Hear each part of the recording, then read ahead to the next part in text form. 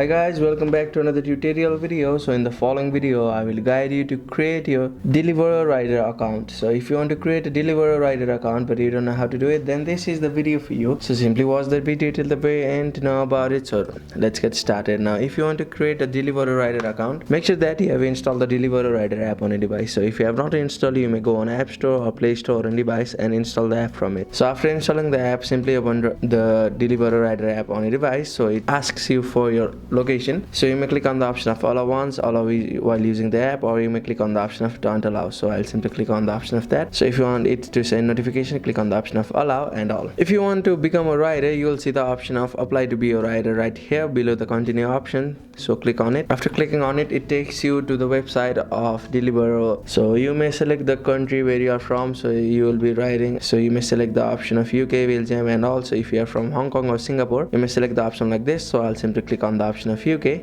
So, and if you are from Belgium, France, Ireland, Italy, Hong Kong, and Singapore, you may also click on the option of the country where you are from. So I'll click on the option of UK for now. So the main reason you like to be a deliverer, so you need to select the option. So if you want flexible hours, if you want extra income, and also click on the option which you think is good for you.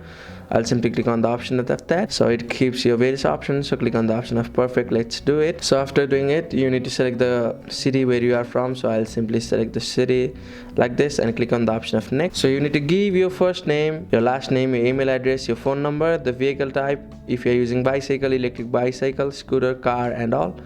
So after filling all of it, you need to select the bank accounts and all. After selecting the bank account, you need to verify your identity and all. So after doing all of it, you'll be able to log into or create your Deliveroo rider account. So that's it. That's how you can create a Deliveroo rider account. Thank you for watching the video. Please don't forget to like the video and subscribe to our channel. Thank you.